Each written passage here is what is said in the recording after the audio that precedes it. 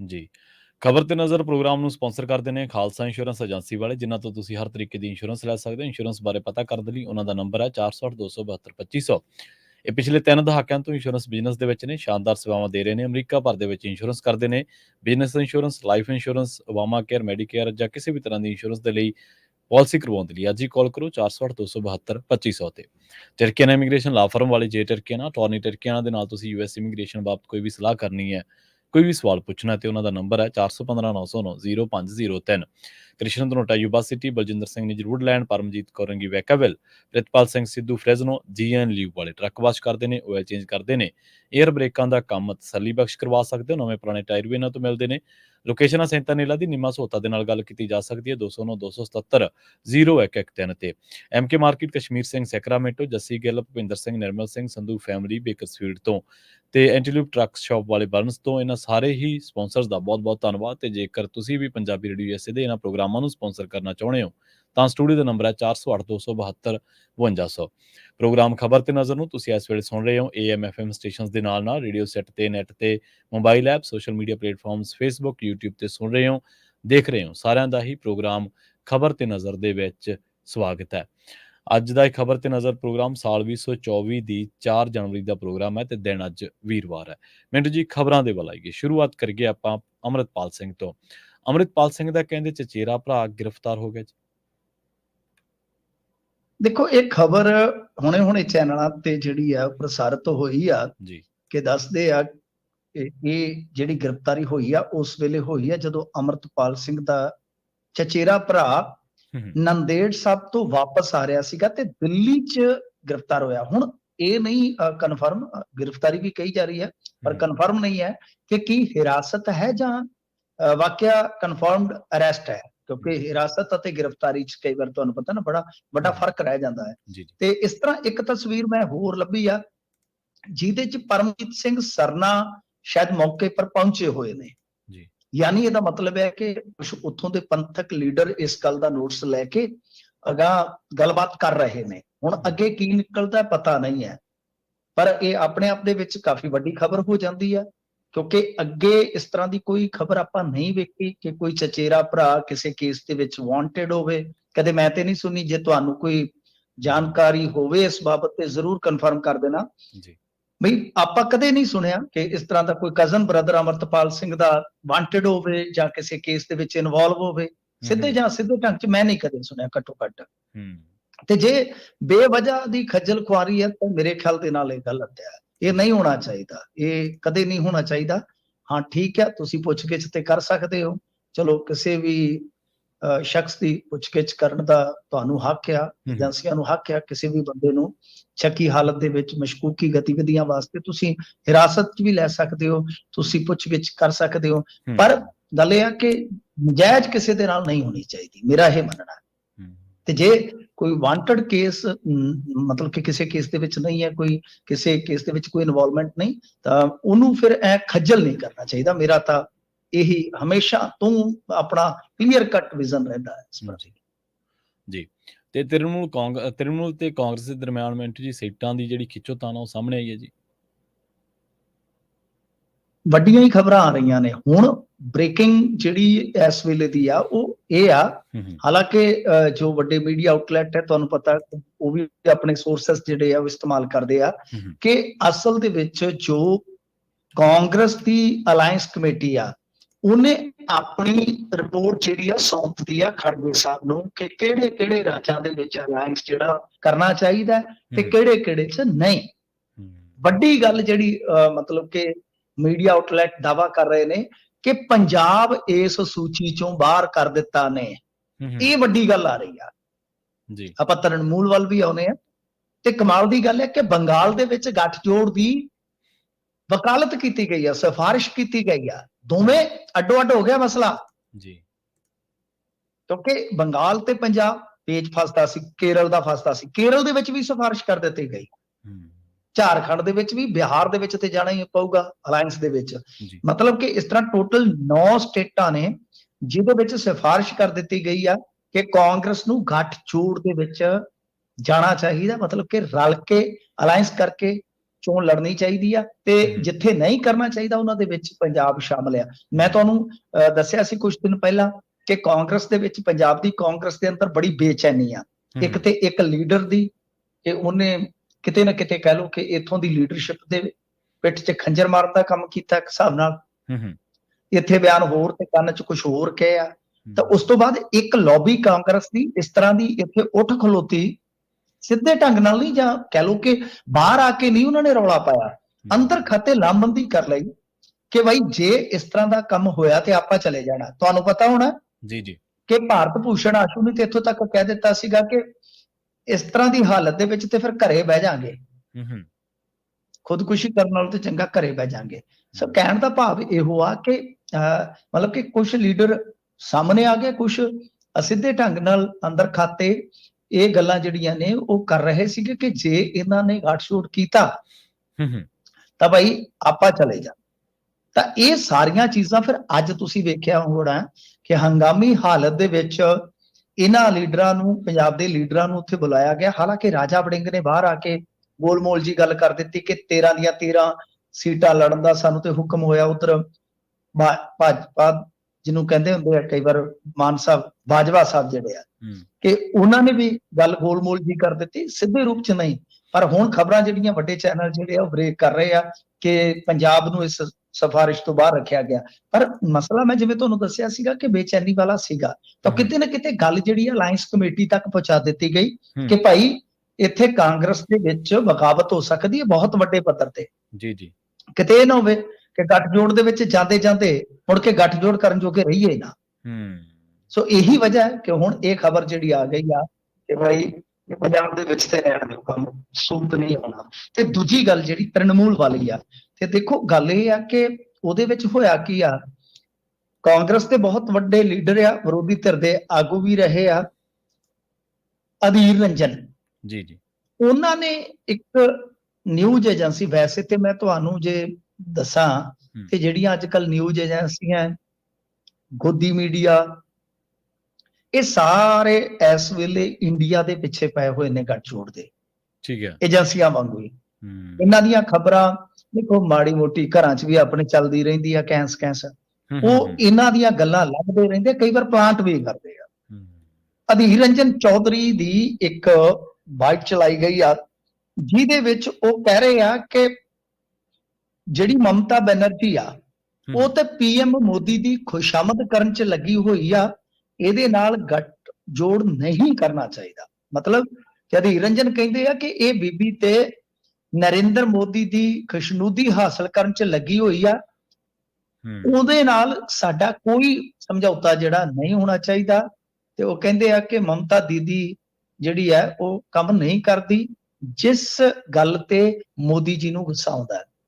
ਦੇਖੋ ਇੱਕ ਚੀਜ਼ ਸਪਸ਼ਟ ਹੈ ਕਿ ਮਮਤਾ ਬੈਨਰਜੀ ਤੇ ਭਤੀਜੇ ਤੇ ਉਹਦੀ ਘਰ ਦੀ, ਉਹਨਾਂ ਦੋਵਾਂ ਦੇ ਮਗਰ ਏਜੰਸੀਆਂ ਨੇ, ਤੇ ਪੁੱਤ ਭਤੀਜੇ ਕਿਹਨੂੰ ਪਿਆਰੇ ਨਹੀਂ ਹੁੰਦੇ ਜੀ। ਲੀਡਰ ਹੁੰਦੇ ਦੋ ਤਰ੍ਹਾਂ ਦੇ, ਇੱਕ ਤਾਂ ਹੈਗਾ ਲਾਲੂ ਦੇ ਮੁੰਡਾ, ਉਸ ਟਾਈਪ ਦਾ ਲੀਡਰ ਜਿਹੜਾ ਕਹਿੰਦਾ ਕਿ ਇਹ ਨਾ ਤਾਂ ਪਹਿਲੀ ਵਾਰ ਹੋ ਰਹਾ ਹੈ ਨਾ ਆਖਰੀ ਮਰਤਬਾ, ਜੋ ਹੋਗਾ ਦੇਖਾ ਜਾਏਗਾ। ਇੱਕ ਹੁੰਦੇ ਇਹ ਲੀਡਰ, ਉਹ ਕਹਿੰਦਾ ਯਾਰ ਨਾ ਸਾਡੇ ਨਾਲੇ ਪਹਿਲੀ ਵਾਰੀ ਹੈ ਨਾ ਆਖਰੀ ਵਾਰ ਹੈ, ਜੇਲ੍ਹ 'ਚ ਸੁੱਟਣਾ ਸੁੱਟ ਦੋ, ਦਫਾ ਕਰੋ। ਤੇ ਇੱਕ ਲੀਡਰ ਹੁੰਦੇ ਆ ਜਿੱਦਾਂ ਆਪਾਂ ਦੇਖਿਆ ਬੀਬੀ ਮਾਇਆਵਤੀ ਵਰਗੇ, ਉਹ ਕਿਸੇ ਟਾਈਮ ਜੇ ਆਪਾਂ ਦੇਖੀਏ ਤੇ ਭਾਜਪਾ ਦੇ ਵਿਰੁੱਧ ਬਹੁਤ ਜ਼ਿਆਦਾ ਬੋਲਦੇ ਰਹੇ, ਤੇ ਜੇ ਸਿਧਾਂਤਕ ਜਾਂ ਵਿਚਾਰਕ ਆਪਾਂ ਲੀਕ ਵੇਖੀਏ ਤੇ ਬਹੁਤ ਉਲਟ ਹੈ ਦੋਨਾਂ ਦੀ, ਆਰਐਸਐਸ ਅਤੇ ਦਲਿਤ ਭਾਈਚਾਰੇ ਦੀ। ਪਰ ਫਿਰ ਮੈਂ ਜਿਵੇਂ ਕਿਹਾ ਕਿ ਕੁਝ ਕਮਜ਼ੋਰੀਆਂ ਹੁੰਦੀਆਂ ਜੀ, ਤੇ ਇਹ ਤੇ ਇੱਕ ਸੱਚ ਹੈ। ਹੁਣ ਉਹ ਜਿਹੜੀ ਕਮਜ਼ੋਰੀ ਮਮਤਾ ਦੇ ਮਾਮਲੇ 'ਚ, ਪਰ ਮੈਂ ਇੱਕ ਗੱਲ ਤੁਹਾਨੂੰ ਦੱਸ ਦਿੰਦਾ ਕਿ KCR ਨੇ ਸਮਝੌਤਾ ਕੀਤਾ, KCR ਮਿੱਟੀ ਹੋ ਗਿਆ, ਮਿੱਟੀ ਹੋ ਗਿਆ ਕਿ ਜੀ ਬਿਲਕੁਲ। ਉਹਦੇ ਸਮਝੌਤੇ ਦੀ ਮਿਸਾਲ ਤੁਹਾਨੂੰ ਮੈਂ ਹੋਰ ਵੀ ਦੇ ਦਿੰਦਾ। ਜਿਹੜੇ ਇਹਨਾਂ ਨੇ ਬਿੱਲ ਪਾਸ ਕੀਤੇ ਨੇ ਨਾ ਜੀ, ਉਹਨਾਂ ਦਾ ਸਮਰਥਨ ਜੇ ਕਿਸੇ ਨੇ ਬਾਹਾਂ ਉਛਾਲ ਕੇ ਕੀਤਾ ਤੇ KCR ਦੀ ਪਾਰਟੀ ਉਹਨਾਂ 'ਚ ਕਿਹਾ, ਉਹਨੇ ਆਪਣੀ ਕੁੜੀ ਨੂੰ ਬਚਾਉਣ ਵਾਸਤੇ ਅੰਦਰ ਖਾਤੇ ਸਮਝੌਤਾ ਕੀਤਾ, ਲੋਕਾਂ ਨੇ ਮਿੱਟੀ ਕਰਤਾ। ਜੀ ਬਿਲਕੁਲ। ਫਾਇਦਾ ਕਿਹਨੂੰ ਹੋਇਆ? ਭਾਜਪਾ ਨੂੰ ਫਾਇਦਾ ਨਹੀਂ ਹੋਇਆ ਉਹਦਾ, ਹੂੰ ਨਾ ਕੇਸੀਆਰ ਨੂੰ। ਫਾਇਦਾ ਹੋ ਗਿਆ ਕਾਂਗਰਸ ਨੂੰ ਤੇਲੰਗਾਨਾ 'ਚ। ਤੇਲੰਗਾਨਾ 'ਚ ਹਾਂਜੀ। ਤਾਂ ਗੱਲ ਇਹ ਆ ਕਿ ਅਧੀਰ ਰੰਜਨ ਚੌਧਰੀ ਦੀ ਜਿਹੜੀ ਇਹ ਵਾਈਟ ਬ੍ਰੌਡਕਾਸਟ ਹੋਈ ਆ, ਇਹ ਵੀ ਨਹੀਂ ਪਤਾ ਕਿ ਉਹ ਕਦੋਂ ਦੀ ਆ। ਹੋ ਸਕਦਾ 2-3 ਮਹੀਨੇ ਪਹਿਲਾਂ ਦੀ ਹੋਵੇ, ਤਰੀਕ ਨਹੀਂ ਜਦੋਂ, ਕਿਉਂਕਿ ਮੈਨੂੰ ਸਵਾਲ ਲੱਗਦਾ ਕਿ ਮਹੱਤਵਪੂਰਨ ਹੈ। ਤਰੀਕ ਕਦੋਂ ਦੀ? ਜਦੋਂ ਤੱਕ ਆਪਾਂ ਨੂੰ ਪਤਾ ਹੀ ਨਹੀਂ। ਇਹ ਜਿਹੜੀਆਂ ਏਜੰਸੀਆਂ, ਨਿਊਜ਼ ਚੈਨਲ ਹੈ, ਆਪਾਂ ਤੇ ਹੁਣ ਲੰਬੇ ਸਮੇਂ ਤੋਂ ਕੰਮ ਕਰਦੇ ਆ, ਇਹ ਤੇ ਰਿਕਾਰਡ ਕਰਕੇ ਚੀਜ਼ਾਂ ਕਈ ਮਹੀਨੇ ਰੱਖਦੀਆਂ ਨੇ, ਕਈ ਹਫ਼ਤੇ ਰੱਖਦੀਆਂ ਨੇ। ਸੋ ਜਦੋਂ ਤੱਕ ਤਰੀਕ ਕਨਫਰਮ ਨਹੀਂ ਹੁੰਦੀ, ਉਦੋਂ ਤੱਕ ਕੁਝ ਨਹੀਂ ਕਿਹਾ ਜਾ ਸਕਦਾ। ਇਹਨਾਂ ਨੇ ਤੇ ਅਖਿਲੇਸ਼ ਤੇ ਉਹਦਾ ਚਾਚਾ ਜਿਹੜਾ, ਉਹਨਾਂ ਨੂੰ ਭੜਕਾ ਦਿੱਤਾ ਸੀਗਾ ਪਿਛਲੇ ਦਿਨੀ ਇੰਡੀਆ ਦੇ ਵਿੱਚੋਂ, ਮਤਲਬ ਕਿ ਗੱਲ ਨਿਕਲੀ ਸੀਗੀ। ਜੀ। ਗੱਲ ਇਹ ਆ ਕਿ ਯੂਪੀ ਦੇ ਮੈਨੂੰ ਇੱਕ ਜਰਨਲਿਸਟ ਨੇ ਦੱਸਿਆ, ਕਹਿੰਦੇ ਕਿ ਇਹ ਕੰਮ ਕੀਤਾ ਜਾ ਰਿਹਾ। ਤੇ ਖੁਦ ਜਿਹੜੇ ਸਵਾਮੀ ਪ੍ਰਸਾਦ ਮੌਰਿਆ ਵਰਗੇ ਨੇ, ਉਹ ਮਤਲਬ ਕਿ ਇੱਕ ਤਰ੍ਹਾਂ ਨਾਲ ਭਾਜਪਾ ਤੋਂ ਫਾਇਦਾ ਪਹੁੰਚਾ ਰਹੇ ਨੇ, ਹਿੰਦੂ ਧਰਮ ਤੇ ਲਗਾਤਾਰ ਟਕੋਰਾਂ ਕਰਕੇ, ਪਰ ਉਹਨਾਂ ਨੂੰ ਕੋਈ ਨਹੀਂ ਰੋਕ ਰਿਹਾ। ਮਤਲਬ ਕਿ ਇਹ ਸਾਰੀਆਂ ਚੀਜ਼ਾਂ ਚੱਲ ਰਹੀਆਂ ਨੇ। ਸੋ ਦੇਖਦੇ ਆ, ਪਰ ਇਹਨਾਂ ਨੇ ਸਾਫ਼ ਤੌਰ ਤੇ ਕਿਹਾ ਕਿ ਇੱਕ ਤਰ੍ਹਾਂ ਨਾਲ ਅਧੀਰ ਰੰਜਨ ਹੋਰਾਂ ਨੇ ਕਿ ਮਮਤਾ ਬੈਨਰਜੀ ਤੇ ਬਈ ਇੱਕ ਤਰ੍ਹਾਂ ਨਾਲ ਨਰਿੰਦਰ ਮੋਦੀ ਨਾਲ ਮਿਲ ਕੇ ਚੱਲ ਰਹੀ ਹੈ ਤੇ ਇਹਦੇ ਨਾਲ ਸਮਝੌਤਾ ਨਹੀਂ ਹੋਣਾ ਚਾਹੀਦਾ। ਫਿਰ ਤੁਸੀਂ ਉੱਥੇ ਬੰਗਾਲ 'ਚ ਲੜੋਗੇ ਕਿਵੇਂ? ਕਿਉਂਕਿ ਮਮਤਾ ਬੈਨਰਜੀ ਨੇ ਪਿਛਲੀ ਵਾਰੀ ਵੀ 22 ਜਿੱਤੀਆਂ ਸੀ, ਤੇ ਐਤਕੀ ਤੇ ਮੈਨੂੰ ਲੱਗਦਾ 30 ਨੂੰ ਹੱਥ ਮਾਰੂਗੀ, ਜਿਸ ਤਰ੍ਹਾਂ ਦੀ ਹਾਲਤ ਬਣੀ ਪਈ ਹੈ, ਕਿਉਂਕਿ ਭਾਜਪਾ ਦਾ ਵੋਟ ਉੱਥੇ ਬਿਲਕੁਲ ਖੁੱਸੇਗਾ। ਜੀ। ਤੇ ਮਿੰਟੂ ਜੀ, ਭਾਜਪਾ ਵਾਲੇ ਝਟਕਾ ਦੇ ਰਹੇ ਅਕਾਲੀਆਂ ਨੂੰ, ਕਹਿੰਦੇ ਸਾਨੂੰ ਤਾਂ ਅਕਾਲੀਆਂ ਦੀ ਲੋੜ ਹੀ ਨਹੀਂ। ਬਿਲਕੁਲ ਮਸ਼ਕਾਂ ਸ਼ੁਰੂ ਹੋ ਗਈਆਂ ਨੇ 2024 ਦੀ ਜੰਗ ਦੀਆਂ, ਤੇ ਅੱਜ ਇਹਨਾਂ ਦੀ ਵੀ ਕੋਰ ਕਮੇਟੀ ਦੀ ਬੈਠਕ ਸੀ, ਅਕਾਲੀਆਂ ਦੀ ਕੱਲ ਕੋਰ ਕਮੇਟੀ ਦੀ ਬੈਠਕ ਸੀ। ਠੀਕ ਹੈ ਜੀ। ਇਹਦੇ ਵਿੱਚ ਖਾਸੇ ਅੱਛੇ ਲੀਡਰ ਇਹਨਾਂ ਦੇ ਬੈਠੇ ਸੀ। ਭਾਜਪਾ ਦੇ ਲੀਡਰ ਆ ਪਰਮਿੰਦਰ ਸਿੰਘ ਬਰਾੜ, ਬੜੇ ਤੇਜ਼ ਤਰਾਰ ਨੇ, ਨੌਜਵਾਨ ਨੇ, ਇੱਧਰੋਂ ਹੀ ਗਏ ਨੇ, ਕਦੇ ਅਕਾਲੀ ਦਲ ਦੇ ਵਿੱਚੋਂ ਗਏ ਨੇ। ਹਾਂਜੀ। ਉਹਨਾਂ ਨੇ ਬਾਹਰ ਆ ਕੇ ਇੱਕ ਛੋਟੀ ਜੀ ਇੰਟਰਵਿਊ ਦਿੱਤੀ ਆ। ਇੰਟਰਵਿਊ ਦੇ ਵਿੱਚ ਉਹਨਾਂ ਨੇ ਕਿਹਾ ਕਿ ਦੇਖੋ, ਸਾਨੂੰ ਕਿਸੇ ਦੀ ਜ਼ਰੂਰਤ ਨਹੀਂ ਹੈ। ਜਦੋਂ ਅਕਾਲੀਆਂ ਦਾ ਸਵਾਲ ਹੋਇਆ ਜੀ ਕਿ ਸਾਡੇ ਕੋਲ ਕੱਲਾ ਭਾਰਤ ਦਾ ਚਿਹਰਾ ਹੀ ਨਹੀਂ, ਸਾਡੇ ਕੋਲ ਤੇ ਵਿਸ਼ਵ ਪ੍ਰਸਿੱਧ ਚਿਹਰਾ ਹੈ ਨਰਿੰਦਰ ਮੋਦੀ। ਅੱਛਾ। ਤੇ ਸਿੱਖ ਕੌਮ ਲਈ ਤੇ ਉਹਨਾਂ ਨੇ ਬਹੁਤ ਕੁਝ ਕੀਤਾ ਹੈ। ਇਹ ਤੋਂ ਪਹਿਲਾਂ ਬਠਿੰਡੇ ਆਏ ਸਨ ਗਜੇਂਦਰ ਸਿੰਘ ਸ਼ੇਖਾਵਤ, ਕਿਉਂਕਿ ਬਠਿੰਡੇ ਦੀ ਸੀਟ ਤੋਂ ਵੀ ਭਾਜਪਾ ਨੂੰ ਉਮੀਦ ਜਗੀ ਹੈ ਨਾ। ਸਰੂਪ ਚੰਦ ਸਿੰਗਲਾ ਤੇ ਮਨਪ੍ਰੀਤ ਬਾਦਲ, ਉਹਨਾਂ ਨੇ ਦੋਵੇਂ ਧੁਰ ਵਿਰੋਧੀ ਜਿਹੜੇ ਆ, ਉਹ ਪਟਾਰੀ 'ਚ ਪਾਏ ਨੇ ਦੋਨੇ ਇਕੱਠੇ ਹੀ। ਹਾਲਾਂਕਿ ਦੋਨਾਂ ਦੇ ਵੱਖਰੇ ਤੇ ਨਜ਼ਰ ਆਉਂਦੇ ਨੇ। ਤੇ ਇੱਧਰ ਗੇੜੇ ਤੇ ਗੇੜਾ ਰੱਖਿਆ ਜਾ ਰਿਹਾ, ਜਿਵੇਂ ਗਾਣਾ ਸੀ ਯਾਰ ਦਾ ਚੌਥਾ ਗੇੜਾ। ਗਜੇਂਦਰ ਸਿੰਘ ਸ਼ੇਖਾਵਤ ਬਠਿੰਡੇ ਆਉਂਦੇ ਨੇ, ਝੀਲਾਂ ਝੂਲਾਂ ਵਹਿੰਦੇ ਨੇ, ਸਾਗ ਸੂਗ ਖਾਂਦੇ ਆ। ਉਹਨਾਂ ਨੇ ਵੀ ਬੀਤੇ ਦਿਨ ਹੀ ਕਿਹਾ ਸੀਗਾ ਕਿ ਅੱਜ ਤੱਕ, ਮੈਂ ਇਹ ਗੱਲ ਕਹਿ ਦਿੰਦਾ, ਇਹ ਗੱਲ ਉਹਨਾਂ ਨੇ ਐਤ ਜਾਂ ਸੋਮਵਾਰ ਆਖੀ ਆ। ਠੀਕ ਹੈ ਜੀ। ਉਹ ਕਹਿ ਰਹੇ ਸੀਗੇ ਕਿ ਹੁਣ ਜਦੋਂ ਤੁਸੀਂ ਮੈਨੂੰ ਇੰਟਰਵਿਊ ਕਰ ਰਹੇ ਹੋ, ਉਦੋਂ ਤੱਕ ਮੇਰੀ ਗਰੰਟੀ ਹੈ ਕੋਈ ਗੱਠਜੋੜ ਨਹੀਂ ਤੇ ਕਿਸੇ ਕਿਸਮ ਦੀ ਕੋਈ ਗੱਲਬਾਤ ਨਹੀਂ ਚੱਲ ਰਹੀ। ਸਿਰਫ ਤੇ ਸਿਰਫ ਸਾਨੂੰ ਇੱਕੋ ਹੁਕਮ ਹੈ ਕਿ 13 ਦੀਆਂ 13 ਲੜਨ ਦੀ ਤਿਆਰੀ ਕਰੋ।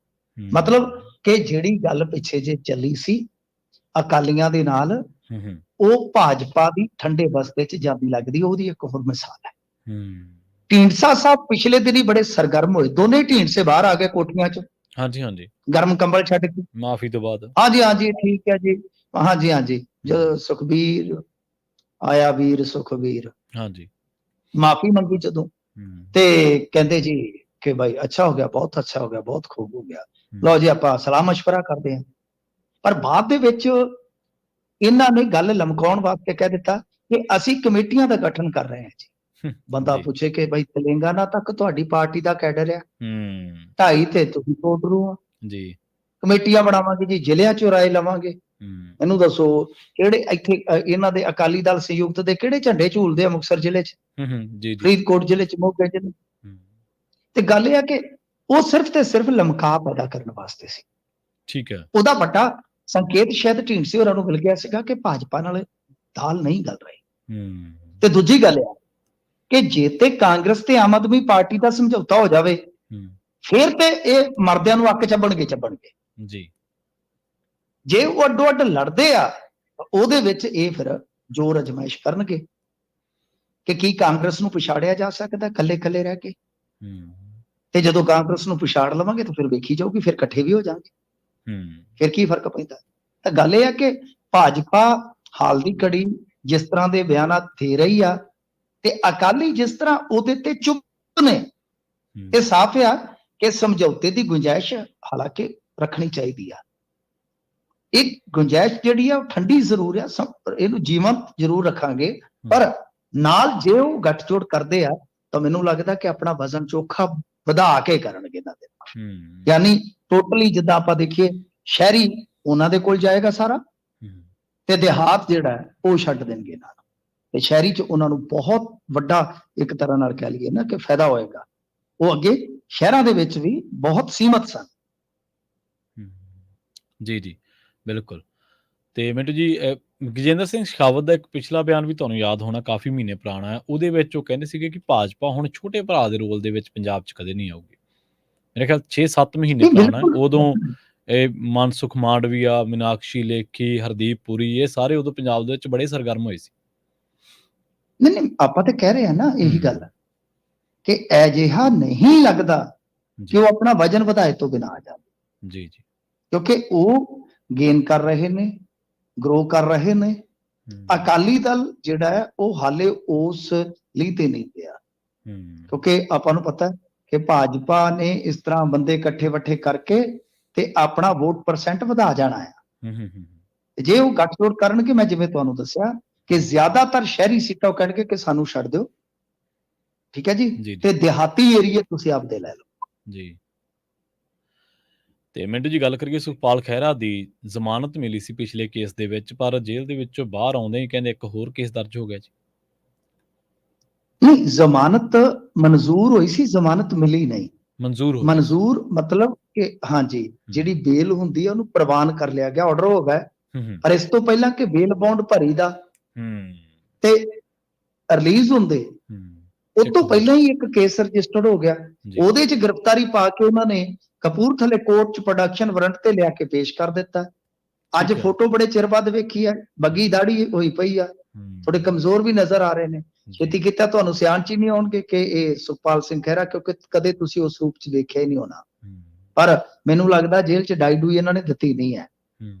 ਉਦਾਂ ਤੇ ਵੈਸੇ ਆਮ ਕੈਦੀ ਨੂੰ ਤੇ ਕੋਈ ਮਨਾਹੀ ਨਹੀਂ ਹੁੰਦੀ, ਜਾਂ ਉਹਨਾਂ ਨੇ ਕਰਨੀ ਛੱਡ ਦਿੱਤੀ ਹੈ, ਇੱਕ ਵੱਖਰੇ ਰੂਪ 'ਚ ਦੇਖਣਗੇ। ਤੁਹਾਨੂੰ ਪਤਾ ਨਵਜੋਤ ਸਿੰਘ ਸਿੱਧੂ ਵੀ ਜਿੱਦਣ ਆਏ ਸੀ ਜੇਲ੍ਹ 'ਚੋਂ ਤੇ ਹੋਰ ਹੀ ਮਤਲਬ ਕਿ ਬਿਲਕੁਲ ਬਦਲਵੇਂ ਰੂਪ 'ਚ ਲੱਗਦੇ ਸਨ। ਤੇ ਗੱਲ ਇਹ ਆ ਕਿ ਚਲੋ ਨਿੱਜੀ ਹੈ ਜਾਂ ਉੱਥੋਂ ਦਾ ਜੇਲ੍ਹ ਦਾ ਮੈਨੂਅਲ ਦਾ ਕੋਈ ਹਿਸਾਬ ਕਿਤਾਬ ਹੋਏਗਾ, ਵੈਸੇ ਕੋਈ ਮਨਾਹੀ ਨਹੀਂ ਹੁੰਦੀ। ਜੇ ਦਾੜੀ ਰੰਗਣੀ ਵੀ ਹੈ ਕਿਸੇ ਨੇ, ਡਾਈ ਵਗੈਰਾ ਉੱਥੋਂ ਕੈਂਟੀਨ ਤੋਂ ਮਿਲ ਜਾਂਦੀ ਹੈ ਜੀ। ਗੱਲ ਇਹ ਹੈ ਕਿ ਬਈ ਹੁਣ ਇਹ ਜਿਹੜਾ ਮਾਮਲਾ ਦਰਜ ਕੀਤਾ ਹੈ, ਇਹ 195 ਏ ਤਹਿਤ ਕੀਤਾ ਇਹਨਾਂ ਨੇ। ਠੀਕ ਹੈ ਜੀ। ਇਹ 195 ਏ ਜਿਹੜਾ ਇਹਨਾਂ ਨੇ FIR ਦਰਜ ਕਰਕੇ ਸੁਭਾਨਪੁਰ ਥਾਣੇ 'ਚ FIR ਦਰਜ ਕੀਤੀ। FIR ਨੰਬਰ 3 ਆ, ਅੰਡਰ ਸੈਕਸ਼ਨ 195 ਏ 506। 195 ਏ ਮਤਲਬ ਕਿ ਫਾਲਸ ਐਵੀਡੈਂਸ ਵਾਸਤੇ ਕਿਸੇ ਤੇ ਦਬਾਅ ਪਾਉਣਾ, ਧਮਕਾਉਣਾ। ਕੇਸ ਖਤਰਨਾਕ ਹੈ, ਕੇਸ ਕੋਈ ਛੋਟਾ ਨਹੀਂ ਹੈ। ਇਸ ਕੇਸ ਦੀ ਇੱਕ ਵਿਸ਼ੇਸ਼ਤਾ ਤੁਹਾਨੂੰ ਦੱਸਦੇ ਹਾਂ, ਇਹ ਅੰਗਰੇਜ਼ ਰਾਜ ਤੋਂ ਆਇਆ ਹੈ, 1860 ਤੋਂ। ਠੀਕ ਹੈ। ਇਸ ਕੇਸ ਦੇ ਵਿੱਚ ਪੰਗਾ ਹੈ ਕਿ ਇਹ ਉਦੋਂ ਹੀ ਬਣ ਸਕਦਾ ਜਦੋਂ ਪ੍ਰੀਵੀਅਸ ਕੇਸ ਚੱਲਦਾ ਹੋਵੇ, FIR ਚੱਲਦੀ ਹੋਵੇ। ਤੇ ਜਿਸ FIR ਦੇ ਵਿੱਚ ਕਿਸੇ ਬੰਦੇ ਨੇ ਗਵਾਹੀ ਦੇਣੀ ਹੋਵੇ ਤੇ ਉਹਨੂੰ ਧਮਕਾਇਆ ਜਾਵੇ, ਤਾਂ ਫਿਰ ਉਸ ਕੇਸ ਦੇ ਵਿੱਚ ਜਿੰਨੀ ਸਜ਼ਾ ਬਣਦੀ ਹੈ, ਚਾਹੇ ਉਮਰ ਕੈਦ ਹੈ ਤੇ ਇਹਦੇ 'ਚ ਵੀ ਉਮਰ ਕੈਦ ਹੋਏਗੀ। ਜੇ ਉਹਦੇ 'ਚ 3 ਸਾਲ ਆ ਤਾਂ 3 ਸਾਲ, ਜੇ ਉਹ ਬੇਲੇਬਲ ਹੈ ਤੇ ਬੇਲੇਬਲ ਹੈ, ਜੇ ਉਹ ਨੌਨ ਬੇਲੇਬਲ ਹੈ ਇਹ ਵੀ ਨੌਨ ਬੇਲੇਬਲ। ਬੜਾ ਖਤਰਨਾਕ ਹੈ, ਬੜਾ ਖਤਰਨਾਕ ਹੈ, ਛੋਟਾ ਕੇਸ ਨਹੀਂ ਹੈ। ਪਰ ਇਹਦੇ 'ਚ ਅਸੀਂ FIR ਲੱਭਣ ਦੀ ਕੋਸ਼ਿਸ਼ ਕੀਤੀ ਦੁਪਹਿਰ ਤੱਕ, ਉਦੋਂ ਤੱਕ ਹਿਡਨ ਕੀਤੀ ਹੋਈ ਸੀਗੀ, FIR ਨਹੀਂ ਸੀਗੀ ਮਿਲ ਰਹੀ। ਤਾਂ ਹੁਣ ਸੁਖਪਾਲ ਸਿੰਘ ਖਹਿਰਾ ਦੇ ਬੇਟੇ ਨੇ ਥੋੜਾ ਮਤਲਬ ਕਿ ਹੌਸਲਾ ਜਿਹਾ ਕਰਕੇ ਇੱਕ ਵੀਡੀਓ ਪਾਈ ਆ ਕਿ ਅਸੀਂ ਚੜ੍ਹਦੀ ਕਲਾ 'ਚ ਆ, ਸਭ ਠੀਕ ਠਾਕ ਆ, ਪਰ ਇਹਨਾਂ ਨੇ ਜੋ ਕਰਨਾ ਸੀ ਉਹ ਕਰ ਦਿੱਤਾ ਹੈ। ਉਹ ਕਹਿੰਦੇ ਕਿ ਜਦੋਂ ਉਹ ਤੇ ਜੇਲ੍ਹ 'ਚ ਬੈਠੇ ਆ, ਤੁਸੀਂ ਦੱਸੋ ਵੀ ਉਹਨਾਂ ਨੇ ਕਿਸੇ ਨੂੰ ਕੀ ਧਮਕਾਇਆ ਹੋ ਸਕਦਾ? ਬੜਾ ਵੱਡਾ ਸਵਾਲ ਆ। ਪਰ ਕੀ ਇਹ ਕੋਈ ਪੁਰਾਣਾ ਕੇਸ ਹੈ? ਜੇ ਉਹ ਪੁਰਾਣਾ ਕੇਸ, ਕਿਉਂਕਿ ਜਦ ਤੱਕ ਆਪਾਂ FIR ਨਹੀਂ ਪੜਾਂਗੇ ਨਾ, ਉਦੋਂ ਤੱਕ ਸਮਝ ਨਹੀਂ ਆਉਣੀ। FIR ਕਿਹਾ ਤਾਂ ਹੈ ਮੈਂ ਇਹਨਾਂ ਦੀ ਇੱਕ ਟੀਮ ਦੇ ਬੰਦੇ ਨੂੰ, ਜੇ ਮਿਲ ਗਈ ਤੇ ਫਿਰ ਪੜਾਂਗੇ ਉਹਦੇ 'ਚ ਕੀ ਆ। ਜੇ ਪੁਰਾਣਾ ਕੇਸ ਹੈ ਤਦ ਤੇ ਠੀਕ ਆ, ਜੀ ਜੀ। ਪਰ ਪੁਰਾਣੇ ਕੇਸ ਦੇ ਵਿੱਚ ਜੇ ਕਿਸੇ ਨੂੰ ਧਮਕਿਆ ਜੇਲ੍ਹ ਦੇ ਵਿੱਚੋਂ ਤਾਂ ਧਮਕਿਆ ਨਹੀਂ, ਇਹਦਾ ਮਤਲਬ ਕਿ 3-4 ਮਹੀਨੇ 5 ਮਹੀਨੇ ਪਹਿਲਾਂ ਦੀ ਗੱਲ ਹੋਊਗੀ ਨਾ। ਜੇ 5 ਮਹੀਨੇ ਪਹਿਲਾਂ ਦਾ ਸੀ ਮਾਮਲਾ ਤਾਂ ਭਾਈ ਫਿਰ ਹੁਣ ਹੀ ਕਿਉਂ, ਅੱਜ ਹੀ ਕਿਉਂ FIR। ਦੂਜੀ ਚੀਜ਼ ਕਿ ਸੁਖਪਾਲ ਸਿੰਘ ਖਹਿਰਾ ਦੀ ਕਿਸਮਤ ਨੇ ਅਜੇ ਰਾਹਤ ਤਾਂ ਹਾਈ ਕੋਰਟ ਚੋਂ ਦਿੱਤੀ, ਜੀ ਜੀ। ਡਰੱਗ ਵਾਲੇ ਕੇਸ 'ਚ ਜ਼ਮਾਨਤ ਹੋ ਗਈ, ਪਰ ਇੱਕ ਗੱਲੋਂ ਕਿਸਮਤ ਹਾਰ ਵੀ ਦੇ ਗਈ, ਕਿਉਂਕਿ ਜਿਹੜੀ ਉਹਨਾਂ ਨੇ ਇੱਕ ਮਤਲਬ ਕਿ ਸੁਰੱਖਿਆ ਮੰਗੀ ਸੀਗੀ ਅਗਾਊ ਕਿ ਕੋਈ ਵੀ ਕੇਸ ਦਰਜ ਕਰਨ ਤੋਂ ਪਹਿਲਾਂ ਸਰਕਾਰ ਨੋਟਿਸ ਦੇਵੇ, ਉਹ ਰੱਦ ਹੋ ਗਈ। ਉਹਦਾ ਫਾਇਦਾ ਫਿਰ ਚੁੱਕਿਆ, ਤੇ ਫਾਇਦਾ ਕਿੰਨੇ ਚੁੱਕਿਆ ਤੁਹਾਨੂੰ ਪਤਾ ਹੀ ਆ। ਤੁਸੀਂ ਸੋਚ ਕੇ ਵੇਖੋ, ਸੂਬੇ ਦਾ ਮੁੱਖ ਮੰਤਰੀ ਸਾਧਨਾ ਵਿਪਾਸਨਾ ਪਤਾ ਨਹੀਂ ਕਿੱਥੇ ਗਿਆ, ਪਿੱਛੋਂ ਪੁਲਿਸ ਐਡਾ ਕਦਮ ਆਪਣੀ ਮਰਜ਼ੀ ਨਾਲ ਚੁੱਕ ਸਕਦੀ ਹੈ? ਕੋਈ ਸੋਚ ਕੇ ਆਪਣੇ ਜ਼ਮੀਰ ਤੋਂ ਇਹ ਜਵਾਬ ਲੈ ਸਕਦਾ? ਕਦਾਚਿਤ ਨਹੀਂ, ਕਦਾਚਿਤ ਨਹੀਂ।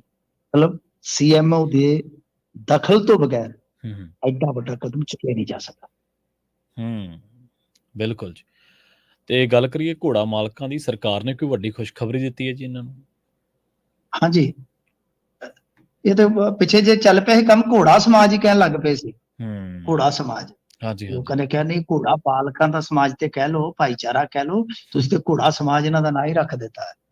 ਖੈਰ ਦੇਖੋ, ਇਹ ਮੁਕਤਸਰ ਦੀ ਜਿਹੜੀ ਮੰਡੀ ਲੱਗਦੀ ਆ, ਉਹਦੇ ਤੇ ਐਤਕੀ ਮਸਲਾ ਅੜਿਆ ਪਿਆ ਸੀਗਾ, ਬਹੁਤ ਜ਼ਿਆਦਾ ਸਰਕਾਰ ਤੇ ਦਬਾਅ ਸੀਗਾ ਕਿ ਤੁਸੀਂ ਇਹ ਮੰਡੀ ਜਿਹੜੀ ਆ ਜ਼ਰੂਰ ਲਾਓ, ਕਿਉਂਕਿ ਬੜੀ ਪ੍ਰਸਿੱਧ ਮੰਡੀ ਆ। ਅੱਜ ਇਹਨਾਂ ਨੇ ਇਹ ਕਹਿ ਦਿੱਤਾ ਆ ਕਿ ਠੀਕ ਆ, ਮੰਡੀ ਸਾਡੀ ਲੱਗੇਗੀ, ਕੋਈ ਚੱਕਰੀ ਹੈ ਨਹੀਂ, ਤੇ ਸਿਰਫ ਹੁਸ਼ਿਆਰਪੁਰ ਦੇ ਘੋੜਿਆਂ ਨੂੰ, ਪਸ਼ੂ ਧਨ ਨੂੰ ਛੱਡ ਕੇ, ਉੱਥੋਂ ਗਲੈਂਡਰਸ ਬਿਮਾਰੀ ਜਿਹੜੀ ਸੀਗੀ ਉਹਦੇ ਕੁਝ ਕੇਸ ਆਏ ਨੇ, ਅਦਰਵਾਈਜ਼ ਦੂਜੇ ਪਾਸੇ ਸਹੀ ਸਲਾਮਤ ਕੰਮ ਹੋਇਆ ਗਿਆ। ਦੇਖੋ ਹੋ ਕੀ ਰਿਹਾ ਸੀਗਾ, ਅਸੀਂ ਵੀ ਇਸ ਮਾਮਲੇ 'ਚ ਆਵਾਜ਼ ਚੁੱਕੀ ਸੀ ਕਿ ਇੱਥੋਂ ਦੇ ਸਾਡੇ ਜਿਹੜੇ ਘੋੜਾ ਪਾਲਕ ਹੈਗੇ ਨੇ, ਉਹ ਹਨੂਮਾਨਗੜ੍ਹ ਲਿਜਾ ਰਹੇ ਨੇ, ਪੁਸ਼ਕਰ ਲਿਜਾ ਰਹੇ ਨੇ, ਵੱਡੇ ਵੱਡੇ ਮੇਲਿਆਂ ਤੇ ਲਿਜਾ ਰਹੇ ਨੇ, ਉੱਥੇ ਖੋਲਿਆ। ਇੱਥੇ ਤੁਸੀਂ ਆਪਣੇ ਪੰਜਾਬ ਦੇ ਵਿੱਚ ਉਹੀ ਘੋੜਾ ਮਾਲਕ ਹੈ ਜਿਹੜੇ, ਉਹਨਾਂ ਨੂੰ ਤੁਸੀਂ ਰੋਕ ਰਹੇ ਹੋ ਤੇ ਆਪਣਾ ਨੁਕਸਾਨ ਕਰਵਾ ਰਹੇ ਹੋ। ਹਜ਼ੂਰ, ਇੱਕ ਤੇ ਤੁਹਾਨੂੰ ਪਤਾ ਹੈ ਕਿ ਮੰਡੀ ਉੱਥੇ ਜਿਹੜੀ ਹੈ ਉਹਦੀ ਬੋਲੀ ਕਿੰਨੇ ਦੀ ਹੈ? ਜੀ ਜੀ ਬਿਲਕੁਲ। ਸੈਕਿੰਡ, ਇੱਕ ਤੰਬੂ 25,000 ਦਾ ਹੈ। ਫਿਰ ਦੂਸਰੀ ਚੀਜ਼ ਕਿ 1000-1200 ਸੌਦਾ ਡੇਲੀ ਹੁੰਦਾ ਉੱਥੇ ਜੀ। ਕੁਝ ਨੂੰ ਜੇ ਆਪਾਂ ਕਹਿ ਲਈਏ ਕਿ ਬਾਹਰ ਦੀ ਬਾਹਰ, ਇੱਥੇ ਉਹ ਇੱਕ ਦੂਜੇ ਨੂੰ ਜਾਣਦੇ ਹੁੰਦੇ, ਉਹ ਸੌਦੇ ਵੀ ਕਰ ਲੈਣ, ਤਾਂ ਵੀ ਜੇ ਤੁਸੀਂ ਉਹਦੇ ਚੋਂ ਅੱਧ ਪਚੱਧੇ ਜਾਂ ਪੌਣੇ ਕੁ ਮੰਨ ਲਓ ਸੌਦੇ ਜਿਹੜੇ ਉੱਥੇ ਲਿਖਤੀ ਚ ਹੁੰਦੇ ਆ, ਉਹਦਾ 2-2.5% ਸਤਾ ਸਰਕਾਰ ਨੂੰ ਜਾਂਦਾ, ਕਰੋੜਾਂ ਰੁਪਈਆ। ਤੇ ਨਾਲੇ ਲੋਕ ਉੱਥੇ ਰੌਣਕ ਬਹੁਤ ਲਾਉਂਦੇ ਨੇ, ਤੁਹਾਨੂੰ ਪਤਾ ਹੀ ਆ। ਇਸ ਕਰਕੇ ਇਹ ਕਾਫੀ ਵੱਡਾ ਨੁਕਸਾਨ ਹੋ ਰਿਹਾ ਸੀਗਾ, ਤੇ ਘੋੜੇ ਦੇ ਵਪਾਰ ਦਾ ਹੀ ਨਹੀਂ, ਘੋੜੀਆਂ ਦੇ ਵਪਾਰ ਦਾ ਹੀ ਨਹੀਂ, ਬਲਕਿ ਸਰਕਾਰ ਦਾ ਵੀ। ਤਾਂ ਹੁਣ ਖੁੱਡੀਆਂ ਸਾਹਿਬ ਨੇ ਸਾਫ਼ ਕਰ ਦਿੱਤਾ ਕਿ ਮੰਡੀ ਲੱਗੇਗੀ ਬਾਈ, ਤੇ ਖੁਸ਼ੀ ਦਾ ਮਾਹੌਲ ਬਣ ਗਿਆ, ਮੇਲਾ ਬਣ ਗਿਆ ਮਿੱਤਰੋ। ਤੇ ਦੂਜੇ ਪਾਸੇ ਨਾਲ ਇਹ ਕਹਿ ਦਿੱਤਾ ਕਿ ਹੁਸ਼ਿਆਰਪੁਰ ਦੇ ਪਸ਼ੂ ਧਨ ਨੂੰ ਹਾਲੇ ਮਨਾਹੀ ਆ, ਕਿਹਨੇ ਪੁੱਛਣਾ ਜੀ? ਇੱਥੇ ਇਹਨਾਂ ਨੇ ਕਿਤੇ ਕੋਈ ਸਰਟੀਫਿਕੇਟ ਮੱਥੇ ਤੇ ਲਾਉਣਾ, ਸਾਰਾ ਕੁਝ ਚੱਲ ਜਾਣਾ। ਗਲੈਂਡਰਸ ਤੇ ਹੁਣ ਇਹਨਾਂ ਦੀ ਨਾਕਾਮੀ ਹੈ, ਮੈਂ ਤੁਹਾਨੂੰ ਕੀ ਦੱਸਾਂ ਜੀ। ਇਹਨਾਂ ਨੇ ਜਿਹੜਾ ਲੈਟਰ ਕੱਢਿਆ ਸੀ, ਹੁੰਦਾ ਕੀ ਹੈ ਕਿ ਗਲੈਂਡਰਸ ਦਾ ਜਿਹੜਾ ਇੱਕ ਕੇਸ ਵੀ ਜਿਹੜੀ ਸਟੇਟ ਚੋਂ ਆ ਜਾਂਦਾ ਹੈ ਨਾ, ਉੱਥੇ 1 ਸਾਲ ਵਾਸਤੇ ਮੰਡੀਆਂ ਤੇ ਪਾਬੰਦੀ ਲੱਗ ਜਾਂਦੀ ਆ। ਇਹਨਾਂ ਨੇ ਉਸ ਚੀਜ਼ ਨੂੰ ਨੋਟੀਫਾਈਡ ਕਰਨ ਲਈ ਹੀ 2-3 ਮਹੀਨੇ ਲਾ ਦਿੱਤੇ, ਲੇਟ ਕੀਤਾ ਇਹਨਾਂ ਨੇ। ਜੇ ਪਹਿਲਾਂ ਕੀਤਾ ਹੁੰਦਾ ਤੇ ਉਹ ਸਮਾਂ ਮਿਆਦ ਹੀ ਲੰਘ ਜਾਣੀ ਸੀ, ਦਿੱਕਤ ਹੀ ਨਹੀਂ ਸੀ ਆਉਣੀ। ਪਰ ਹੁਣ ਆਪਣੀ ਨਾਕਾਮੀ ਕਿਸ ਮੂੰਹ ਨਾਲ ਮੰਨਣਗੇ?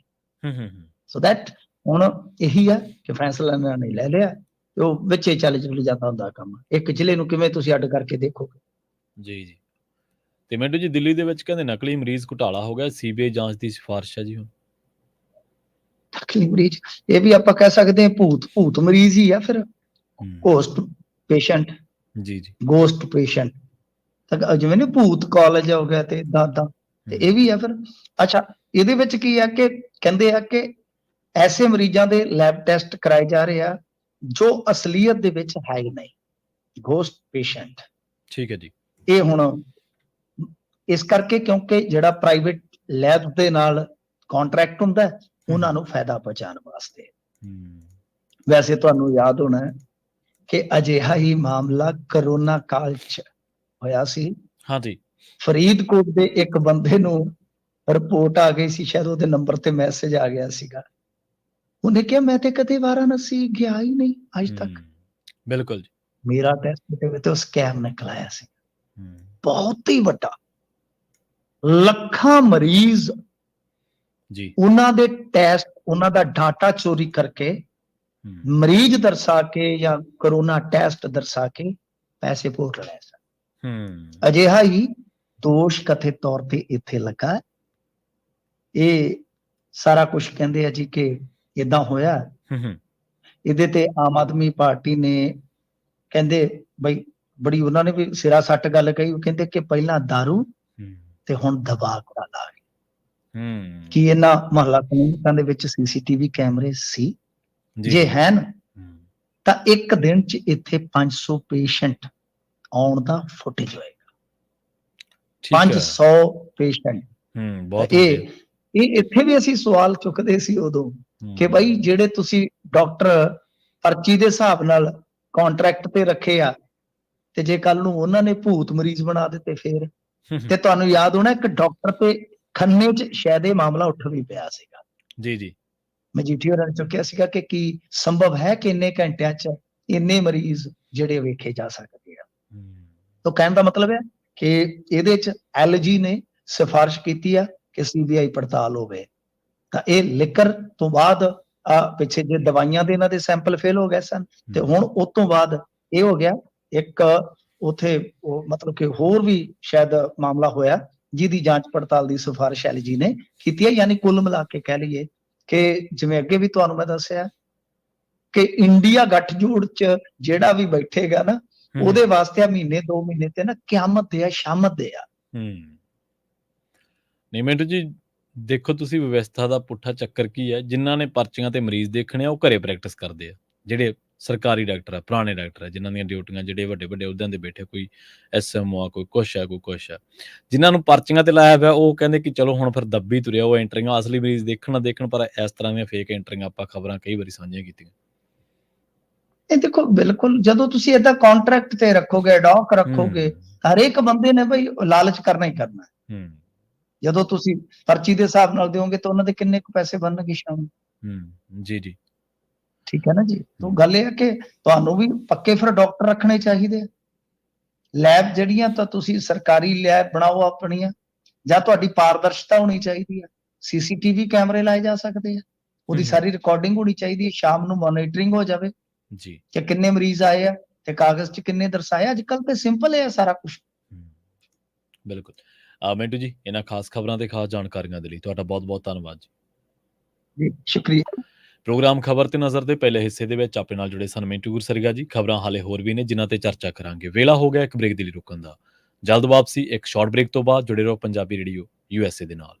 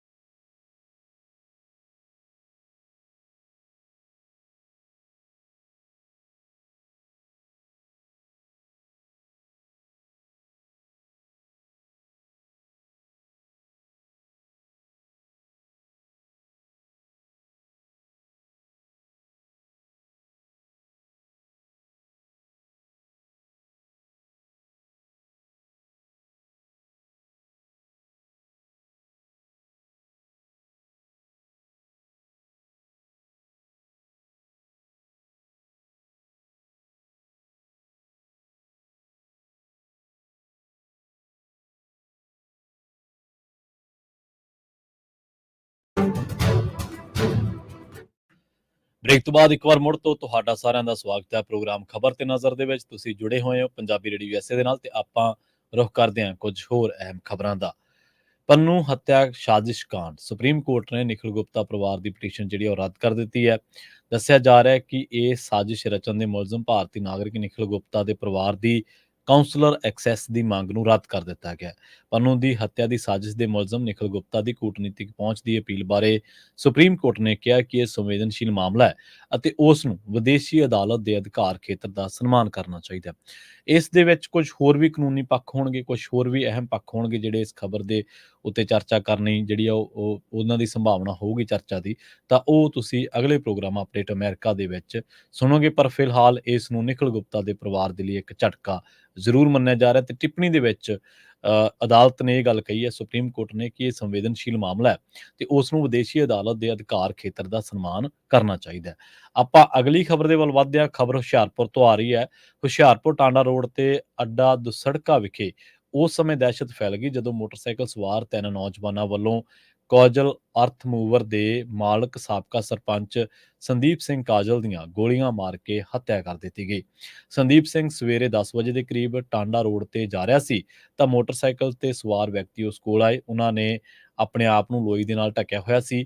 ਉਹ ਸਾਬਕਾ ਸਰਪੰਚ ਦੇ ਜਾਣਕਾਰ ਸਨ, ਜਿਨ੍ਹਾਂ ਨੇ ਨਜ਼ਦੀਕੀ ਰੇਂਜ ਤੋਂ ਗੋਲੀ ਮਾਰਨ ਤੋਂ ਪਹਿਲਾਂ ਉਹਦੇ ਨਾਲ ਹੱਥ ਮਿਲਾਇਆ ਸੀ। ਪੁਲਿਸ ਨੇ ਦੱਸਿਆ ਕਿ ਮੁਲਜ਼ਮਾਂ ਦੀ ਪਛਾਣ ਕਰ ਲਈ ਗਈ ਹੈ। ਸੰਦੀਪ ਸਿੰਘ ਦੇ ਬਾਰੇ ਦੱਸਿਆ ਜਾਂਦਾ ਹੈ ਕਿ ਉਹ ਦਲਿਤ ਭਾਈਚਾਰੇ ਦਾ ਆਗੂ ਸੀ। ਭਾਈਚਾਰੇ ਨੇ ਇਹ ਧਮਕੀ ਦਿੱਤੀ ਹੈ ਕਿ ਜੇਕਰ ਆਥਣ ਤੱਕ ਦੋਸ਼ੀਆਂ ਨੂੰ ਗ੍ਰਿਫਤਾਰ ਨਾ ਕੀਤਾ ਗਿਆ ਤਾਂ ਉਹ ਸੰਘਰਸ਼ ਵਿੱਢਣਗੇ। ਅਗਲੀ ਖਬਰ ਦੇ ਵੱਲ ਵਧੀਏ, ਰੁਖ ਕਰੀਏ ਦਿੱਲੀ ਦੀ 30 ਹਜ਼ਾਰੀ ਅਦਾਲਤ ਦਾ, ਪਰ ਇਹ ਮਾਮਲਾ ਪੰਜਾਬ ਦੇ ਨਾਲ ਜੁੜਦਾ ਹੈ। ਦਿੱਲੀ ਦੀ 30 ਹਜ਼ਾਰੀ ਅਦਾਲਤ ਦੀ chief metropolitan magistrate Suman Gupta ਨੇ ਪਿਛਲੇ ਸਾਲ 3 ਦਸੰਬਰ ਨੂੰ ਦਿੱਲੀ ਦੇ ਪੱਛਮੀ ਬਾਗ ਇਲਾਕੇ ਦੇ ਵਿੱਚ ਸ਼ਰਾਬ ਕਾਰੋਬਾਰੀ ਅਤੇ ਫਰੀਦਕੋਟ ਦੇ ਸਾਬਕਾ ਵਿਧਾਇਕ ਦੀਪ ਮਲਹੋਤਰਾ ਦੇ ਘਰ ਤੇ ਗੋਲੀਬਾਰੀ ਕਰਨ ਦੇ ਮਾਮਲੇ ਦੇ ਵਿੱਚੋਂ ਗੈਂਗਸਟਰ ਦੀਪਕ ਪਹਿਲ ਉਰਫ ਦੀਪਕ ਬਾਕਸਰ ਨੂੰ ਰਿਹਾ ਕਰਨ ਦੇ ਹੁਕਮ ਦਿੱਤੇ ਨੇ। ਦਿੱਲੀ ਪੁਲਿਸ ਨੇ ਦਾਅਵਾ ਕੀਤਾ ਕਿ ਗੋਲੀਬਾਰੀ ਦੇ ਪਿੱਛੇ ਦਾ ਮਕਸਦ ਮਲਹੋਤਰਾ ਵੱਲੋਂ ਲਾਰੈਂਸ ਬਿਸ਼ਨੋਈ ਵੱਲੋਂ ਮੰਗੀ ਫਿਰੌਤੀ ਦੇਣ ਤੋਂ ਇਨਕਾਰ ਕਰਨਾ ਸੀ। ਦੀਪ ਮਲਹੋਤਰਾ ਪੰਜਾਬ ਦੇ ਫਰੀਦਕੋਟ ਤੋਂ ਸ਼੍ਰੋਮਣੀ ਅਕਾਲੀ ਦਲ ਦੇ ਵਿਧਾਇਕ ਰਹਿ ਚੁੱਕੇ ਨੇ। ਉਹਨਾਂ ਦੇ ਪੁੱਤਰ ਗੌਤਮ ਮਲਹੋਤਰਾ ਨੂੰ ਫਰਵਰੀ 2023 ਦੇ ਵਿੱਚ ਦਿੱਲੀ ਆਬਕਾਰੀ ਨੀਤੀ ਮਾਮਲੇ ਦੇ ਵਿੱਚ ਗ੍ਰਿਫਤਾਰ ਕੀਤਾ ਗਿਆ ਸੀ। ਬਾਅਦ ਦੇ ਵਿੱਚ ਮਈ 2023 ਦੇ ਵਿੱਚ ਉਸ ਨੂੰ ਜ਼ਮਾਨਤ ਦੇ ਦਿੱਤੀ ਗਈ। ਪੁਲਿਸ ਨੇ ਕਹਿੰਦੇ ਹੋਏ ਗੈਂਗਸਟਰ ਦੀ ਰਿਹਾਈ ਦੀ ਮੰਗ ਕੀਤੀ ਹੈ ਕਿ ਪੁਲਿਸ ਨੂੰ ਉਸ ਦੇ ਖਿਲਾਫ ਕੋਈ ਸਬੂਤ ਨਹੀਂ ਮਿਲਿਆ। ਦੀਪਕ ਮਲਹੋਤਰਾ ਉਹੀ ਹੈ ਜਿਹੜਾ ਫਰੀਦਕੋਟ ਤੋਂ ਵਿਧਾਇਕ ਰਹਿ ਚੁੱਕਿਆ, ਸ਼੍ਰੋਮਣੀ ਅਕਾਲੀ ਦਲ ਦੀ ਟਿਕਟ ਤੇ ਜਿੱਤੇ ਸਨ ਤੇ ਮੈਲਬਰੋਸ ਫੈਕਟਰੀ, ਜੀਰੇ ਵਾਲਾ ਮੋਰਚਾ ਤੁਹਾਨੂੰ ਸਾਰਿਆਂ ਨੂੰ ਯਾਦ ਹੋਣਾ ਹੈ। ਮੈਲਬਰੋਸ ਜਿਹੜੀ ਫੈਕਟਰੀ ਆ ਉਹਦੇ ਬਾਰੇ ਕਿਹਾ ਜਾਂਦਾ ਹੈ ਕਿ ਉਹ ਦੀਪ ਮਲਹੋਤਰਾ ਦੀ ਜਿਹੜੀ ਫੈਕਟਰੀ ਹੈ।